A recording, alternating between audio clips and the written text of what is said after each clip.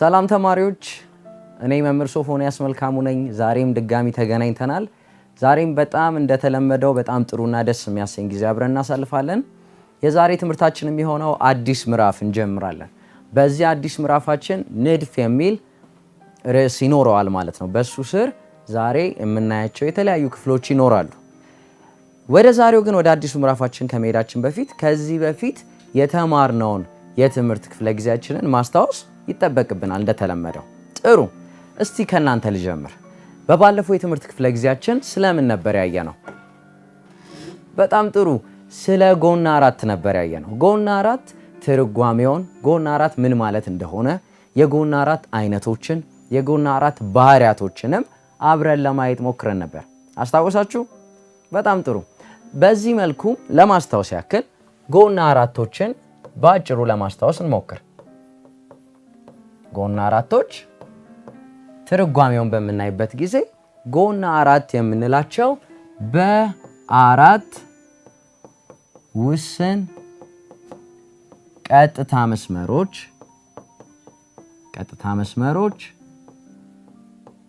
መስመሮች አማካኝነት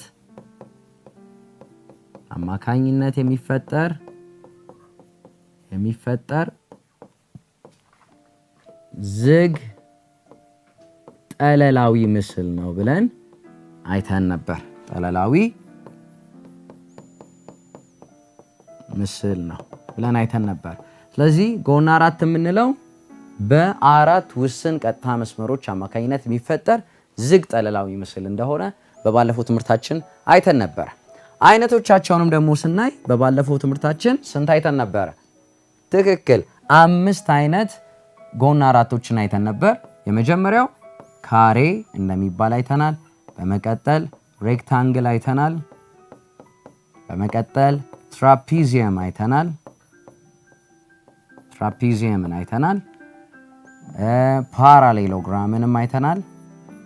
ፓራሌሎግራምን አይተናል።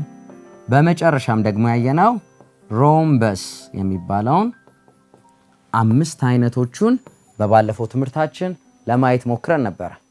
ባህሪያቶችንም ስናይ ወይም ደግሞ አይነቶቻቸውንም ስናይ ካሬ አራቱም ጎኖቹ እኩል የሆነ ማዕዘናዊ አንግል የሆነ ጎና አራት ምስል እንደሆነ አይተናል። ሬክታንግልን ደግሞ ስናይ ሁለቱ ተቃራኒ ጎኖቹ እኩል የሆኑ አንግሎቹ ደግሞ ማዕዘናዊ አንግል የሆኑ እንደሆኑ አይተናል። ትራፒዚየም ደግሞ ያየነው ሁለቱ ተቃራኒ ጎኖቹ ወይም ደግሞ ላይና ታች ወይም ደግሞ ጥንድ ተቃራኒ ጎኖቹ ብቻ ትይዩ እንደሆኑ አይተን ነበረ። ፓራሌሎግራምን ደግሞ ስናይ ሁለቱ ተቃራኒ ወይም ደግሞ ሁለቱ ጥንድ ተቃራኒ ጎኖቹ እኩል እንደሆኑ በዚህም ላይም ደግሞ ትይዩ እንደሆኑ አይተን ነበረ። በመጨረሻም ደግሞ ያየነው ሮምበስ አራቱም ጎኖቹ እኩል የሆኑ ሁለቱ ጥንድ ተቃራኒ ጎኖቹ ደግሞ ትይዩ የሆኑ ጎና አራት ምስል እንደሆነ በባለፈው ትምህርታችን አይተን ነበር። እንዳስታውሳችሁ በጣም ባለሙሉ ተስፋ ነኝ። ስለዚህ በዚህ መልኩ ወደ ዛሬው ትምህርታችን ደግሞ እንሄዳለን፣ ወደ አዲስ ምዕራፍ፣ እሱም ንድፍ ይሆናል። ጥሩ። ስለዚህ ዛሬ ስለ ንድፍ ትርጓሜ እናያለን። በትርጓሜው ላይ ደግሞ ከትርጓሜው በመቀጠል ደግሞ ትርጓሜ እናያለን። ከዛ ንድፍን ለመፍጠር የምንጠቀምባቸው አባላትና ኮር ብለን በሁለት ደግሞ ከፍለን እናያለን። ስለዚህ እነዚህን የመሳሰሉ በጣም ጥሩና ደስ የሚሉ የትምህርት ክፍለ ጊዜያትን ከኔ ጋር አብረን እናሳልፋለን። ስለዚህ ወደ መጀመሪያው ስንሄድ ወደ ትርጓሜው እንሄዳለን። ንድፍ ወይም ደግሞ አልጀብራ።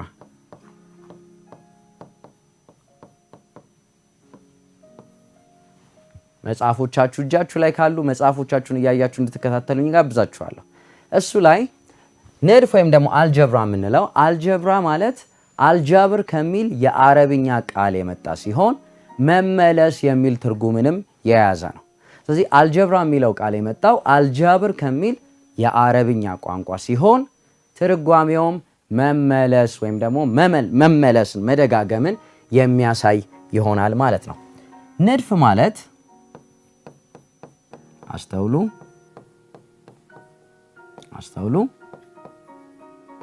ንድፍ ማለት የነገሮች ወይም የቁጥሮች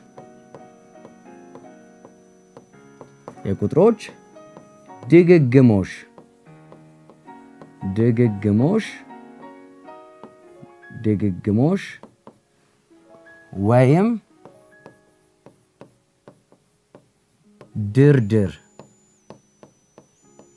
ድርድር ማለት ነው።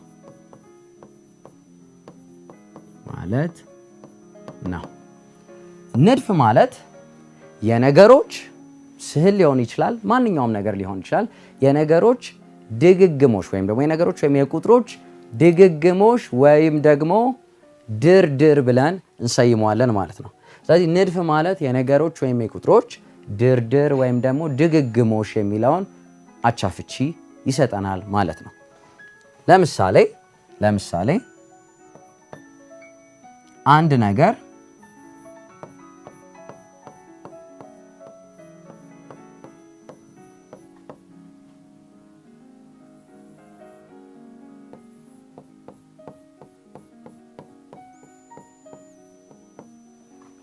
ይሄንን በምንመለከትበት ጊዜ ይሄንን ምስሎችን በምንመለከትበት ጊዜ የነገሮች ወይም ደግሞ የቁጥሮች ድግምግሞች ነው ብለናል። ስለዚህ እዚህ ጋር በምንመለከትበት ጊዜ ተመሳሳይ የሆነ ለምሳሌ አስተውላችሁ ከሆነ ምስሉን እስከዚህ ድረስ ሄዶ ራሱን ይደግማል፣ ራሱን እየደገመ ይሄዳል። ስለዚህ ልክ እንደዚህ አይነቶቹን ንድፍ ብለን ልንጠራቸው እንደምንችል መገንዘብ ይገባናል። ስለዚህ ንድፍ የምንለው አልኩኝ የነገሮች ወይም ደግሞ የቁጥሮች ምንድን ነው ድግግሞች። ለምሳሌ እዚህ ጋር ስዕሎችን ነገር ይሆናል የተጠቀም ነው፣ ግን ስዕሎቹ ራሳቸውን እየደጋገሙ በሚሄዱበት ጊዜ ንድፍ ይፈጠርልናል ማለት ነው። ስለዚህ ንድፍ የምንለው የነገሮች ወይም ደግሞ የቁጥሮች ድግግሞሽ ወይም ደግሞ ድርድር ነው ብለን እንሰይመዋለን ማለት ነው። በጣም ጥሩ። ቀጥለን እዚሁ ላይ የምናየው ስለ ንድፍ የምናወራ ወይም ደግሞ ስለ ድግግሞሽ ንድፎች የምናወራ ከሆነ በዋናነት ሊነሱ የሚገባ ወይም ደግሞ እነዚህ ንድፎቹን የሚያቆሙልን ሁለት ዋና ነገሮች አሉ። እነሱም አባላትና ኮር ይባላሉ። የንድፍ አባላትና ኮር ብለን እንሰይማቸዋለን። በሁለቱ አማካኝነት አንድን ንድፍ መስራት እንችላለን። ወይም ደግሞ በምሳሌ ብናየው ቅድም የተጠቀምኩትን ለመጠቀም ያክል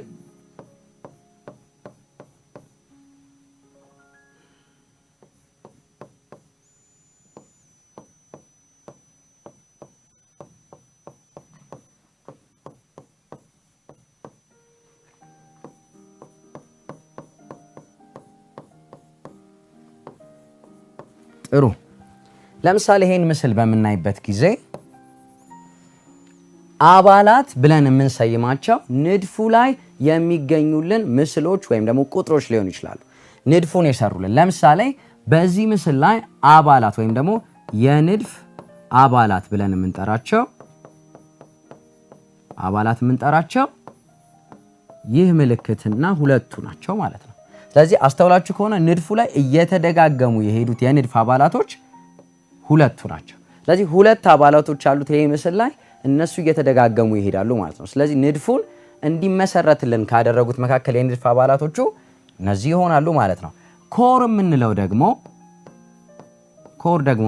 ደግሞ የንድፉ ትንሹ እየተደጋገመ የሚሄደው ነገር ኮር ብለን እንጠራዋለን። ምን ማለት ነው? ለምሳሌ ምስሉን በምናይበት ጊዜ እዚህኛው ጋር እየተደጋገመ የሚሄድበት የራሱ ቦታ አለው። ስለዚህ ድግግሞሹን እየፈጠረ የሄደው የአባላቶቹ ስብስብ ኮር እንለዋለን። በዚህ መሰረት ኮሩን በምናወጣ ጊዜ እየተደጋገመ የሄደውን ክፍል ማለት ነው የምናወጣው። በዚህ መሰረትም ይህንን ኮር ብለን እንጠራዋለን ማለት ነው። ኮር ማለት የንድፉ ትንሹ ክፍል ሲሆን ራሱን እየደጋገመ ንድፉን የሚያጸናልን ወይም ደግሞ የሚያቆምልን ኮር ብለን እንጠራዋለን ማለት ነው። ስለዚህ የንድፍ አባላት ብለን የምንሰይማቸውን በዚህ መልኩ እንሰይማቸዋለን። ኮር የምንላቸውን ደግሞ በዚህ መሰረት እንሰይማቸዋለን ማለት ነው። ስለዚህ ንድፍ ማለት የነገሮች ወይም ደግሞ የምስሎች ወይም ደግሞ የቁጥሮች ድግግሞሽ ወይም ደግሞ ድርድር ነው ብለናል ፍቺውን። በዚህ መሰረት ደግሞ ንድፍ ላይ ሁለት ዋና ነገሮችም አብረን እናያለን። እነሱም የንድፍ አባላትንና ኮር ብለን አየን። አባላት የምንለው ንድፍ ሆኖ እንዲቆምልን ካደረጉ አባላቶች ወይም ደግሞ በውስጡ የሚገኙት ቁጥሮች ሊሆኑ ይችላሉ፣ ምስሎች ሊሆኑ ይችላሉ። እነሱ የንድፍ አባላት እንላቸዋለን። ኮር ደግሞ የምንለው ንድፉን እንዲቀጥል ያደረገልን የንድፉ ትንሹ ቀመር ወይም ደግሞ ትንሹ ምስል ሲሆን እሱን እየደጋገመ ንድፉን የሚያቆምልን ይሆናል ማለት ነው። ስለዚህ የንድፍ አባላት በዚህ መልኩ እናያለን፣ ኮርን በዚህ መልኩ እናያለን ማለት ነው። እስቲ ተማሪዎች ለእናንተ ደግሞ አንድ ጥያቄን ሰጥቻችሁ እንመለስ። እሺ መልመጃን ሞክረን ደግሞ ተመልሰን እንገናኛለን። የሚከተሉትን ሂሳባዊ ጥያቄዎች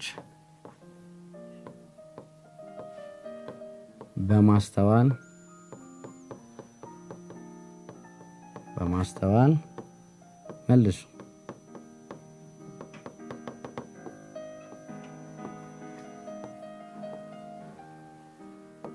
የመጀመሪያው ንድፍ ምን ማለት ነው?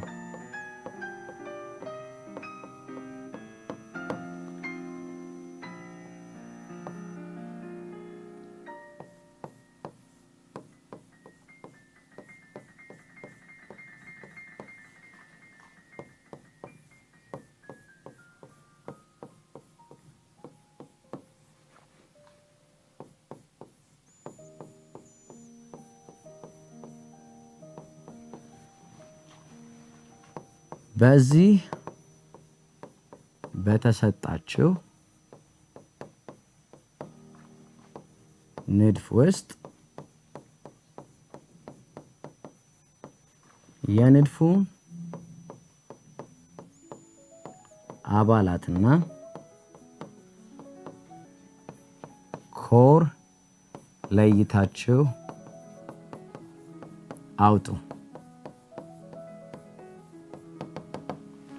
ጥሩ። ይህንን ሰርተን ከ3 ደቂቃ በኋላ ተመልሰን እንገናኛለን።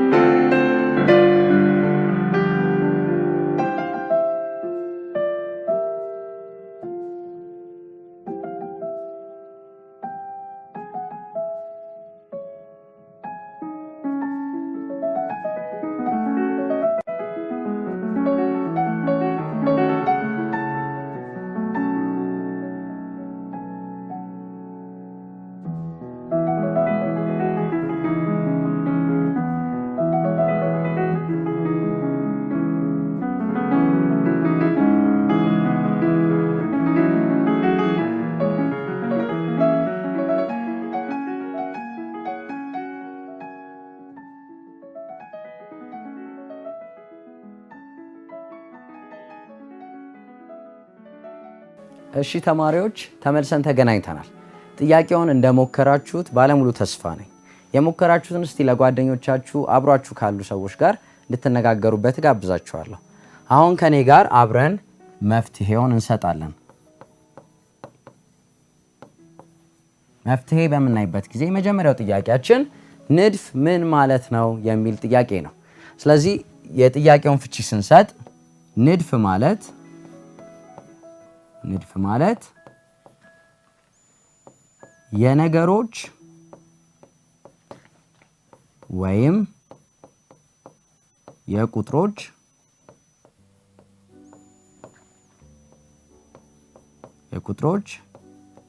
ድግግሞሽ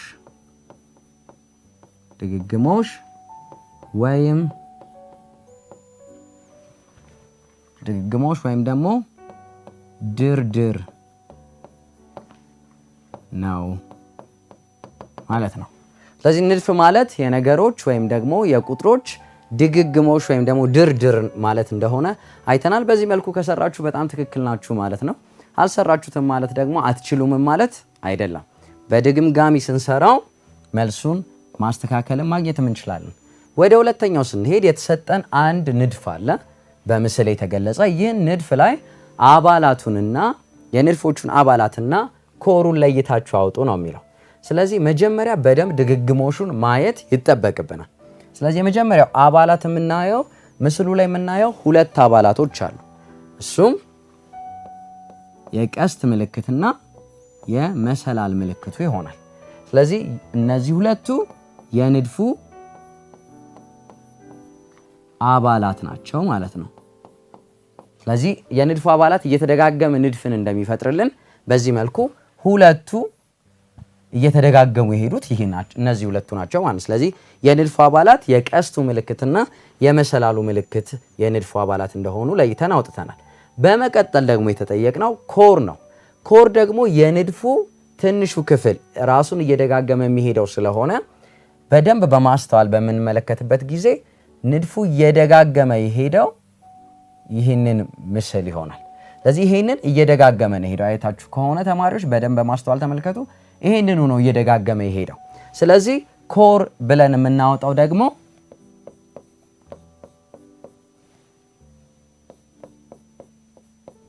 ይሄ ደግሞ ኮር ብለን ለይተን እናወጣዋለን ማለት ነው። ስለዚህ በዚህ መልኩ አውጥተን ካሳያችሁ ትክክል መልሳችኋል ማለት ነው። ስለዚህ የንድፍ አባላትና ኮርን በዚህ በሁለቱ መልኩ መለየት እንደምንችል አይተናል። ስለዚህ ንድፍ ማለት ምን ማለት ነው? የነገሮች ወይም ደግሞ የቁጥሮች ድግግሞሽ ወይም ደግሞ ድርድር ነው ብለናል። የንድፍ አባላትን ንድፍ ደግሞ ለመመስረት የንድፍ አባላትና ኮር ያስፈልገዋል። የንድፍ አባላት የምንለው ንድፉን እንዲመሰረትልን ያደረጉ ውስጡ ያሉ ቁጥሮች ሊሆኑ ይችላሉ፣ ምስሎች ሊሆኑ ይችላሉ። እነሱ ሲሆኑ ኮር የምንለው ደግሞ የንድፉ ትንሿ ክፍል ራሱን እየደጋገመ ንድፉን የሚያቆምልን ክፍል ደግሞ ኮር ብለን እንጠራዋለን ማለት ነው። በጣም ጥሩ። ስለ ንድፍ ስናይ ወይም ደግሞ የንድፍን የሩቅ አባላት ለማግኘት ደግሞ ሁለት ነገሮችን ማወቅ የቀዳማይና የተከታይን አንድነት ወይም ዝምድና ወይም ደግሞ ስለ እነሱ ማወቅ በጣም አስፈላጊ ይሆናል። ተማሪዎች ቀዳማይና ተከታይ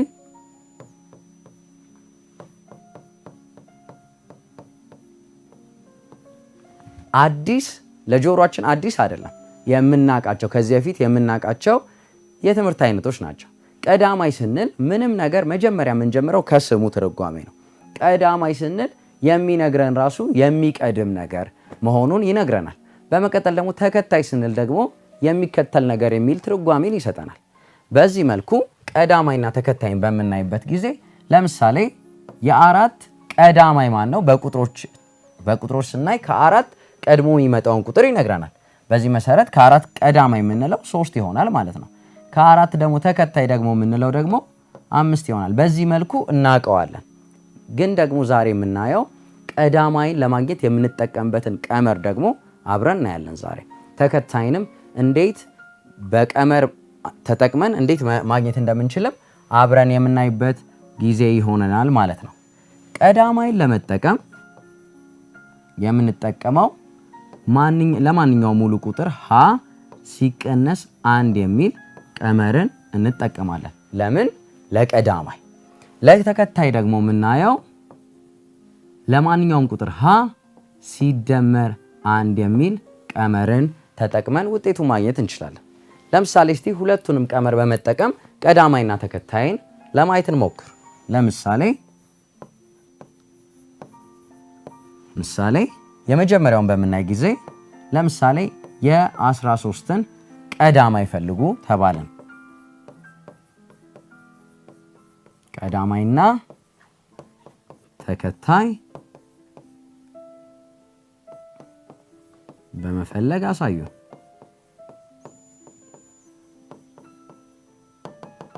ለምሳሌ የተጠየቅነው ጥያቄ የ13ን ወይም ደግሞ ሙሉ ቁጥር 13ን በቀዳማዩና ተከታዩን አሳዩ ነው የሚለው። ስለዚህ ቀመሮቹን በመጠቀም እንዴት ቀዳማይና ተከታይ ማግኘት እንደምንችል ለማየት እንሞክር። መፍትሄያችን የመጀመሪያው ስናየው 13 ነው። ስለዚህ የቀዳማይን ለማግኘት ምንድነው ብለናል? የምንጠቀመው ቀመር ሀ ሲቀነስ 1ን ተጠቅመን በምንሰራ ጊዜ የተሰጠንን ሙሉ ቁጥር ፊደሉ ላይ እናስገባለን። ፊደሉ ለማንኛውም ሙሉ ቁጥር ስላለን የተሰጠንን ቁጥር ፊደል ውስጥ በመተካት ውጤቱ ማግኘት እንችላለን። በዚህ መሰረት 13 ሲቀነስ 1 እኩል ይሆናል 12 ይመጣል። ስለዚህ የ13 ቀዳማይ ማን ነው ማለት ነው? 12 ነው ማለት ነው። ስለዚህ የተጠቀምነው ይህን ቀመር በመጠቀም ውጤቱን በቀላል አግኝተነዋል ማለት ነው። ስለዚህ ይሄንን ምን ብለን እንጠራዋለን? የ13 ቀዳማይ ቁጥር 12 ነው ማለት ነው። ጥሩ። ስለዚህ በደንብ አስተውሉ። ይህን የቀመር መንገድ በመጠቀም ቀዳማይን በቀላሉ አግኝተናል።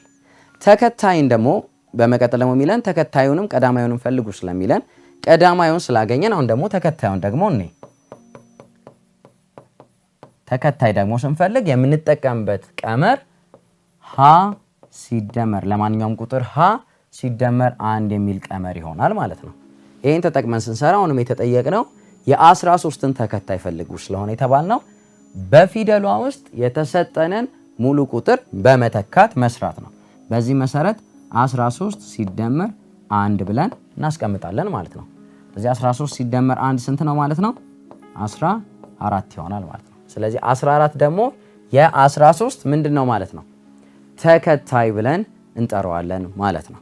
ስለዚህ ቀዳማይና ተከታይን ማወቅ የሩቅ የንድፉን አባላት ለማወቅ በጣም ይጠቅመናል ማለት ነው። ስለዚህ የሚቀድመውንና የሚከተለውን በመለየት ስለሆነ የምንለየው ማለት ነው። በጣም ጥሩ። ለምሳሌ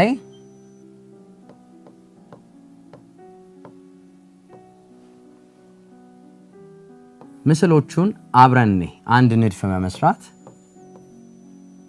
ምስሎቹን በደንብ በማስተዋል ተመልከቱና ከዛ ደግሞ በመተካት እናንተ ታስገባላችሁ።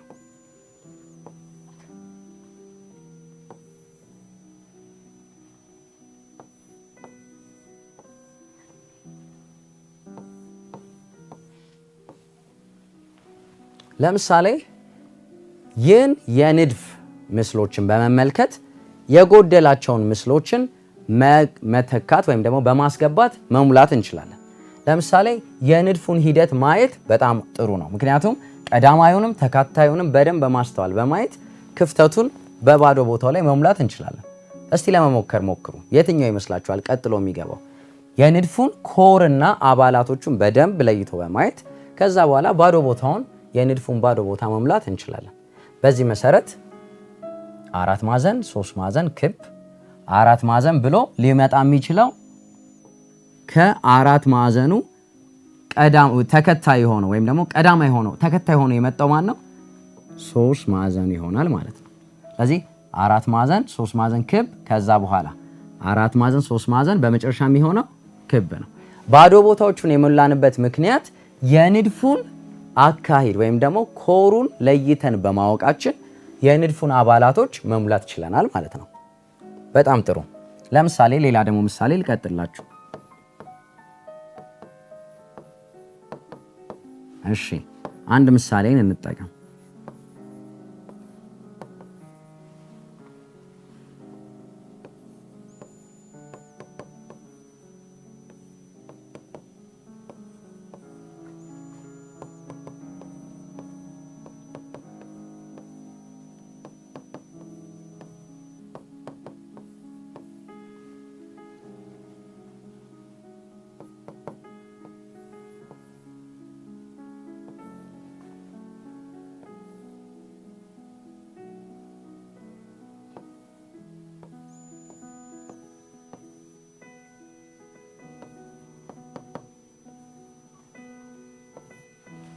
ለምሳሌ ይህን በቁጥሮች የተቀመረን ዝርግ የሆነ ንድፍን አካሄዱን በማየት ወይ ደግሞ የንድፉን አካሄድ በማየት አባላቱንና ኮሩን በማስተዋል ቀዳማይና ተከታዩን በማስተዋል የሩቅ አባሉን ማግኘት እንችላለን። በዚህ መሰረት በጣም በማስተዋል ማየት ይጠበቅብናል። ካየን በኋላ መፍትሄውን ማግኘት እንችላለን። ስለዚህ አባላቶቹን ብናይ አባላቶቹ ሁለት አባላቶች አሉት። አባላቶቹ 20 እና 60 ናቸው። ምስሉ ላይ እንደምንመለከተው 20 እና 60 ነው እየደጋገመልን ሄደው። ስለዚህ የንድፉ አባላት የተሰራው በ20 እና በ60 ነው። ቀጥሎ ማየት የሚጠበቅብን ኮሩን ይሆናል ማለት ነው። ኮሩ ደግሞ የንድፉ ትንሿ ክፍል ናት። ስለዚህ ይህን በመመልከት ንድፉን ማግኘት እንችላለን ማለት ነው። በዚህ መሰረት ካየነው 20 20 20 60 60 60 60 ብሎ 3 20ዎችን ከዛ 4 60ዎችን ተጠቅሞ የሚጎለንን ቦታ እንድንሞላው ይጠይቀናል። በዚህ መሰረት ኮሩን በምናይበት ጊዜ አንድ ኮሩ ረጅም ኮር ነው፣ ግን ይሄን የሚያክል ይሆናል። ስለዚህ በደንብ በምናስተውልበት ጊዜ 20 ስንት ጊዜ ነው ሄደው? 1 2 3 ጊዜ። ስለዚህ ሁለት ባዶ ቦታ ስለተሰጠን በባዶ ቦታዎች ውስጥ የሚተኩት 20ዎቹ ይሆናሉ ማለት ነው። ጥሩ። በመቀጠል ደግሞ 60 60 4 ጊዜ ተጠቅሞልናል።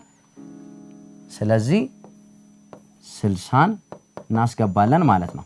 በመቀጠል አንድ ባዶ ቦታን ሰጥቶናል። ንድፉ የሚቀጥል ስለሆነ በመቀጠል የሚገባው ማን ነው ማለት ነው?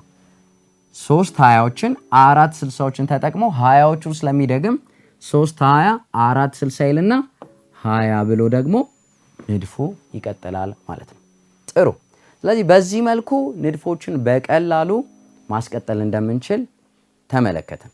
ቀዳማይና ተከታይን በማየት ኮሩንና የንድፍ አባላቶቹን በመለየት በቀላሉ ንድፎችን መስራት እንደምንችል ተመለከትን። መልመጃዎችን ሰርተን ደግሞ ተመልሰን እንገናኛለን። ለሚከተሉት የንድፍ ጥያቄዎች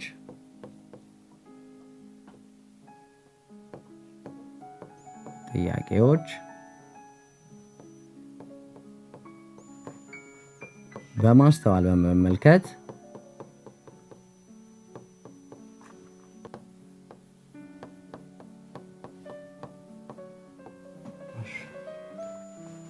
በመመልከት መልስ ስጡ።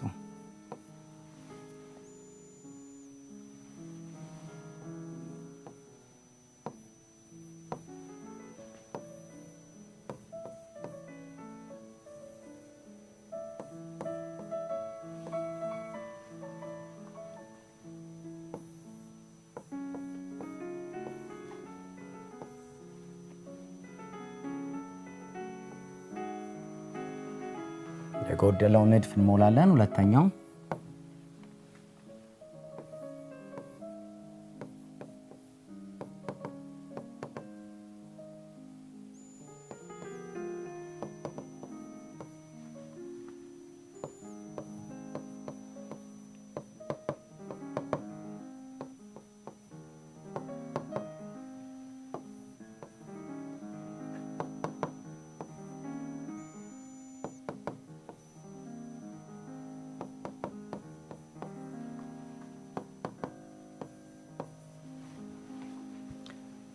ይህንን ሁለት የንድፍ ጥያቄዎች በመስራት ከ3 ደቂቃ በኋላ ተመልሰን እንገናኛለን።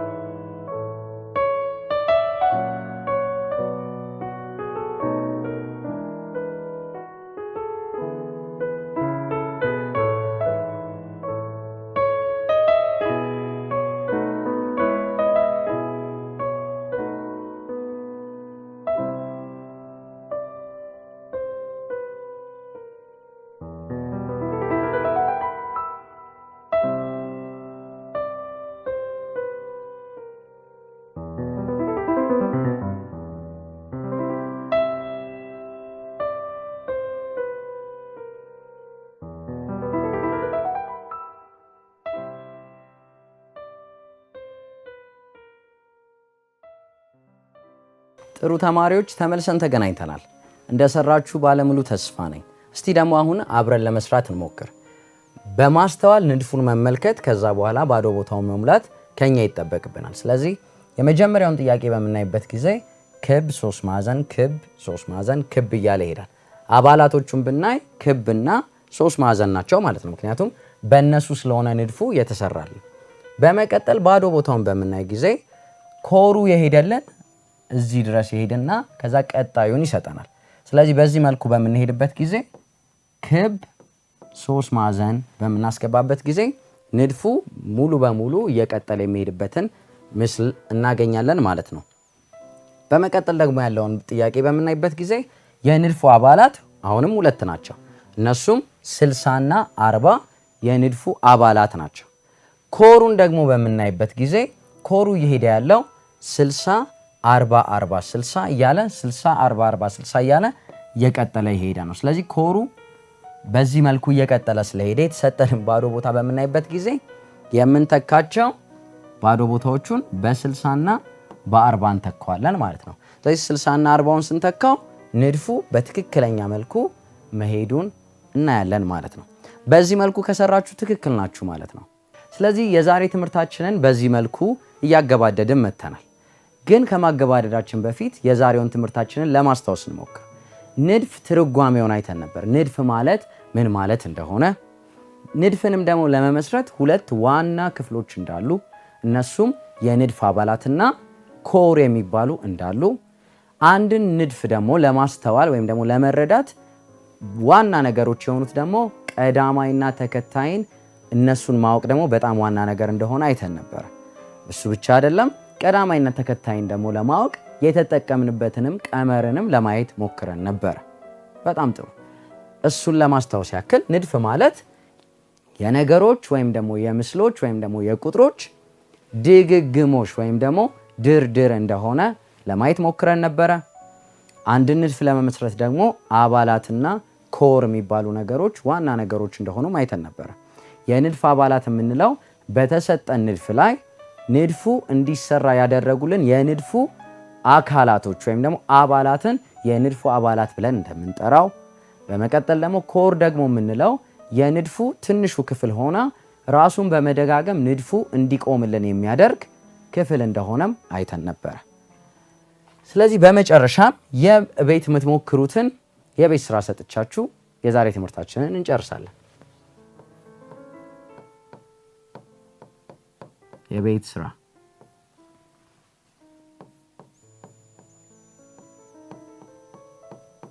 የሚከተሉትን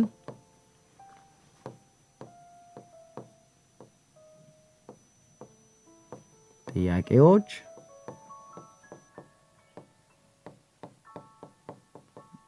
በማስተዋል በመመልከት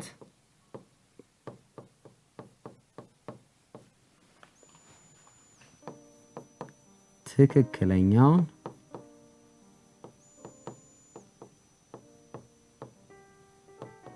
ምላሽ ስጡ።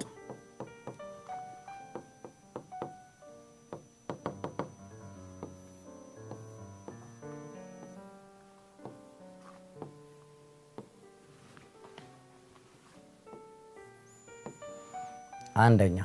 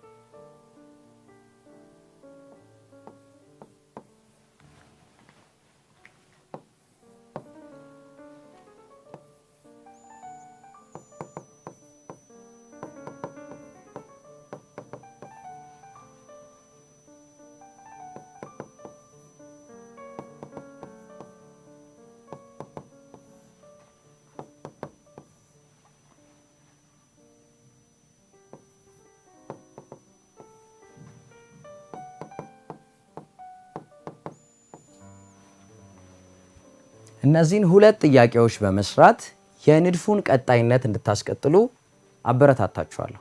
ስለዚህ ጥያቄውን በማስተዋል በመመልከት የንድፉን ሂደት በማየት የንድፉን አባላቶች በማውጣት በመቀጠል ደግሞ የንድፉን ኮር በማስተዋል ባዶ ቦታውን እንሞላለን ማለት ነው። በመጨረሻም ከላይ በተሰጡን ጥያቄዎች ውስጥ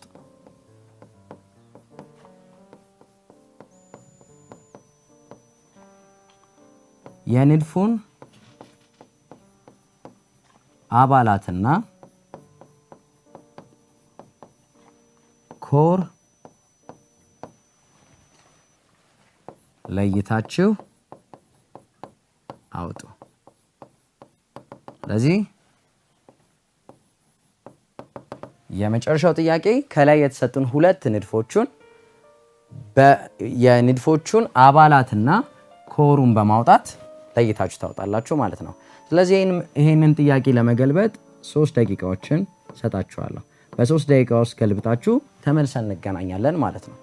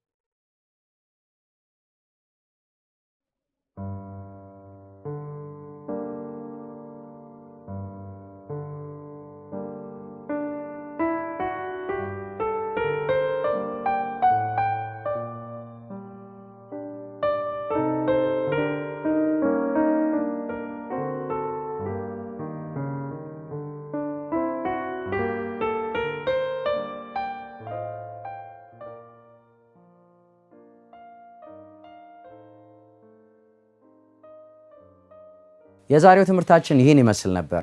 ስለነበረን መልካም ጊዜ በጣም አመሰግናለሁ። ከኔ ጋር ስለነበራችሁ በሚቀጥለው የትምህርት ክፍለ ጊዜ እስከምንገናኝ ድረስ ሰላም ሁኑ ተማሪዎች።